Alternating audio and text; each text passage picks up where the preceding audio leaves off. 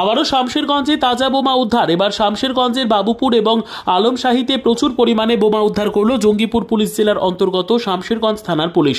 বুধবার সকালে গোপন সূত্রে খবর পেয়ে বাবুপুর এলাকার একটি আমবাগান সংলগ্ন ঝোপঝাড় থেকে তাজা বোমাগুলো বাজেয়াপ্ত করা হয়। পাশাপাশি আলমশাহীতেও আমবাগান থেকে বোমা উদ্ধার করে শামশেরগঞ্জ থানার পুলিশ। বোমা উদ্ধারের পরই জায়গাটি ঘিরে দেয় পুলিশ। খবর দেওয়া হয় বোম স্কোয়াড টিমকে। শুধু তাই নয়, এলাকার আর কোথাও বোমা মজুত রয়েছে কিনা তা খতিয়ে দেখতে এলাকা জুড়ে ডগ স্কোয়াড দিয়ে তল্লাশি চালানো হয়। জঙ্গিপুর পুলিশ জেলার এসপি অমিত কুমার সাউ, ফারাক্কার এসডিপিও আমিনুল ইসলাম খান এবং শামশেরগঞ্জ থানার আইসি সুব্রত ঘোষের তত্ত্বাবধানে শামশেরগঞ্জ পুলিশের নেতৃত্বে বিভিন্ন এলাকায় কুকুর দিয়ে তল্লাশি অভিযান চালানো হয়। যে কোনো রকম অপ্রীতিকর ও অশান্তি রুখতে তৎপর পুলিশ। পুলিশ সূত্রের খবর, শামশেরগঞ্জ থানা এলাকায় একের পর এক বোমা উদ্ধার করছে পুলিশ।